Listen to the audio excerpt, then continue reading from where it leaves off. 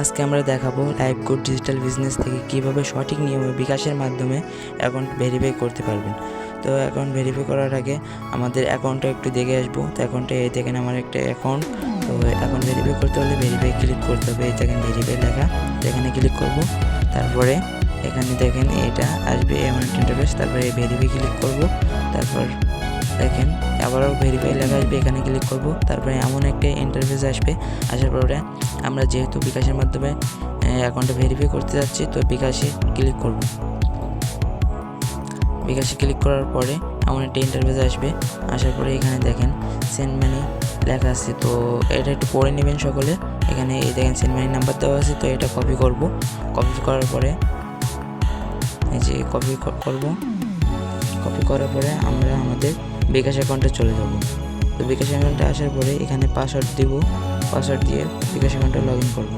Log in করার পরে এখানে দেখেন এই সেন্ড মানি লেখা আছে, সেন্ড মানিতে ক্লিক করব। ক্লিক করার পরে এখানে এই যে সার্চ অপশন আছে, তো এখানে ক্লিক করব। ক্লিক করার পরে নাম্বারটা পেস্ট করব, যে নাম্বারটা কপি করে নিয়ে এসেছি। তারপরে পরের ধাপ এগিয়ে চলবো। তারপরে এখানে যেহেতু আমাদের অ্যাকাউন্টটা ভেরিফিকেশন করতে 300 টাকা লাগবে, 300 টাকা দিব। এখানে দেওয়ার পরে এগিয়ে যান, ক্লিক করব। ক্লিক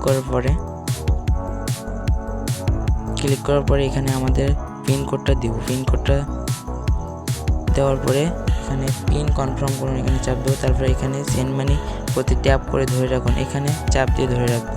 রাখার পরে দেখেন এমন একটি ইন্টারফেস আসবে। আসার পরে এখানে দেখেন ট্রানজ্যাকশন আইডি দ্বিতীয় নাম্বারে, তো এখানে চাপ দিয়ে আমরা এটা কপি করব।